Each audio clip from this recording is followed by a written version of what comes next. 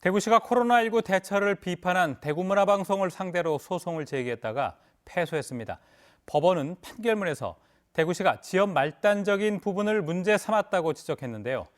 대구시가 비판 언론의 재갈을 물리려 했다는 비판이 더욱 거세질 것으로 보입니다. 윤태호 기자가 취재했습니다. 12일 만에 코빼기를 내민 권영진 대구시장이 12일 만에 코빼기를 내민 권영진 대구시장이 전국적인 대유행을 대구에서 막았다고 자화자찬했다. 초기 대응이 성공적이었다는 대구시의 평가보다는 실패한 늑장 대처 때문에 대구만 역병이 창궐했다는 말에 고개가 끄덕여진다. 대구시는 지난 4월 7일 대구문화방송의 라디오 뉴스 프로그램인 뉴스대행진에서 앵커가 전한 이 멘트를 문제 삼아 정정 보도 및 반론 보도 청구 소송을 냈습니다. 사실과 전혀 다르다는 취지로 소송을 냈지만 재판부는 대구문화방송에 손을 들어줬습니다.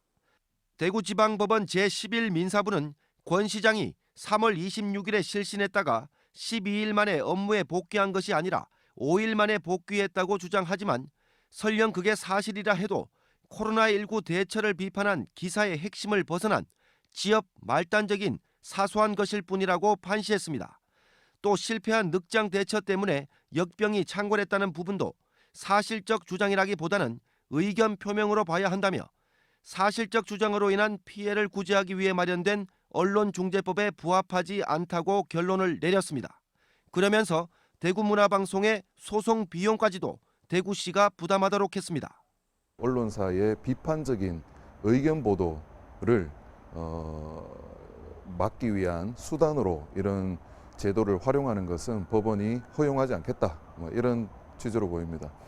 대구시가 소송을 낼 때부터 비판 언론에 대한 입막음용 소송이다, 재갈 물리기 소송이라는 비판이 많았는데 대구시가 이번에 패소하면서 비난이 더욱 거세질 것으로 보입니다. 시민사회단체에 이어 대구경북언론학회는 코로나 사태에서 드러난 대구시 언론 대응의 문제점을 짚고 이런 일이 되풀이되지 않도록 공론화에 나설 움직임을 보입니다.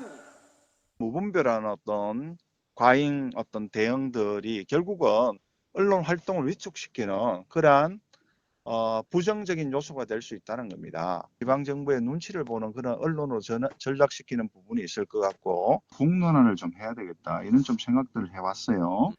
지난달 대구시 의회 행정사무감사에서도 대구시의 소송 문제가 도마 위에 오른 만큼 법원에 하회 권고까지 거부하고 소송을 강행한 대구시를 질타하는 목소리가 나올 것으로 보입니다. 소송회가 막말 죄뿐만 안 되는 거 아이가? 예. 그럴 수도 있지요. 이기도록 하겠습니다. 그리고 이기도록 하는 게 중요한 게 아니고 이런 걸 가지고 소송한다고 하는 거는 저는 도저히 납득이 안 가요. 납득이. 이보다 앞서 권영진 대구시장이 개인 자격으로 뉴스대행진 진행자를 명예훼손과 모욕죄로 고소한 사건은 검찰이 무혐의 처분을 내렸습니다. 대구시 관계자는 권 시장이 변호인과 상의해 항고나 재고소할지 여부를 고심 중이라고 밝혔습니다. 이번에 패소한 정정보도와 반론보도 소송 역시 항소할 것이라고 밝혔습니다. MBC 뉴스 윤태호입니다.